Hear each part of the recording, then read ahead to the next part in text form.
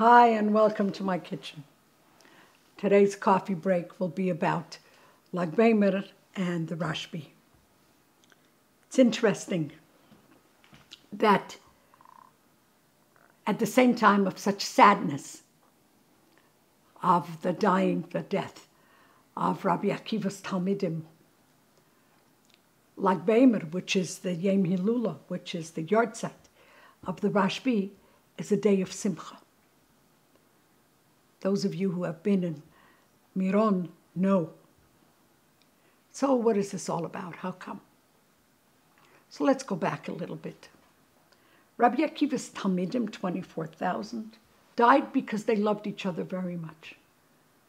And they didn't understand that the other person understanding isn't the same understanding as mine.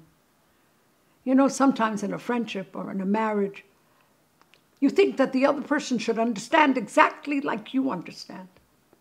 I remember my father, Avi Meiri, I mention him a lot, said, "Mess nit alle men noch sich noch." Don't measure other people by what you could do. I remember I was talking to one of my relatives, and I said, "We'll make a party, and you'll make this, and I'll make this, and this one will make this." And my sister-in-law so smartly said to me, "Miriam, not everybody can do that. You think they could do that. Some people can't do that. So ask them what they could do. Don't tell them, you make this and this for 30 people. They can't. So you think it's easy, but they can't. They're not lazy. They can't. Psyo. I love that Russian word. Psyo. They can't. Mess nit andere noch sich." The Talmidim of Rabbi Akiva loved each other so much that they wanted you to understand what they understand. Because they thought it was so important and so real.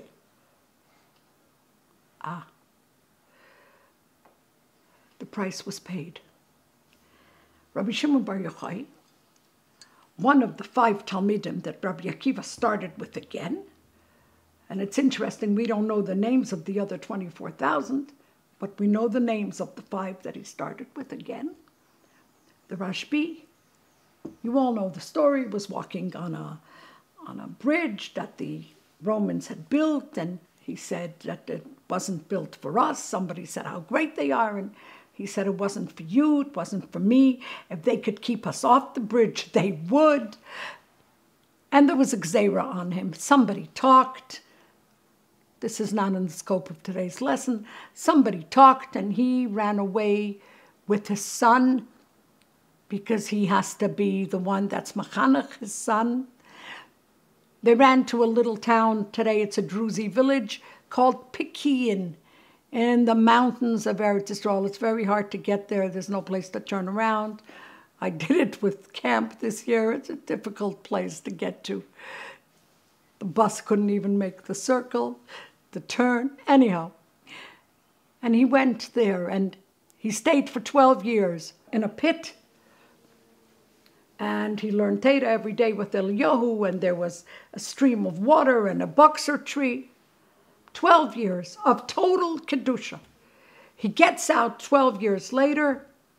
He's so holy, and he's so on a different level.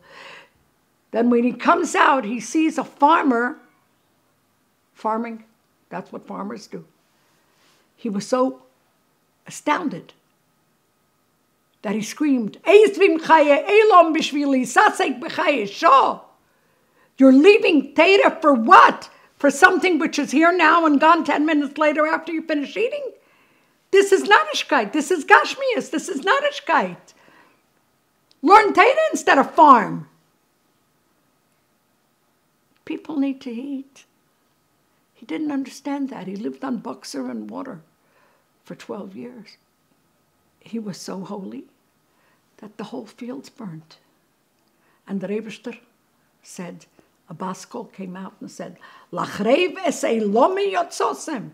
You came out to destroy my world. Chazru lemoraschem, go back to your cave.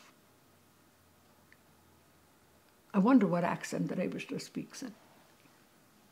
For today he speaks in this accent. And he went back. And what did he learn in that 13th year? He learned that people are different. He learned that if there are 7 people in the room, or 10 people, whatever, each one hears something else. Like I heard by the Seder. Each one hears something else. Each one understands something else.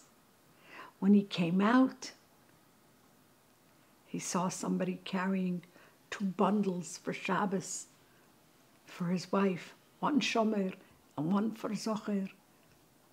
He didn't burn those because he learned that every person has a different way of looking at something. Not everybody's eyes are your eyes or my eyes. Not everybody's ears are your ears or my ears. And each person has a neshama, and each person is different. So Lag B'Omer is his yahrzeit. But he was the person that returned individuality to everybody, that it's okay to be the way you are. Seid gesund. May this be the last Lag B'Omer in Golos, and may we go towards Mashiach immediately now. Thank you very much. Seid gesund.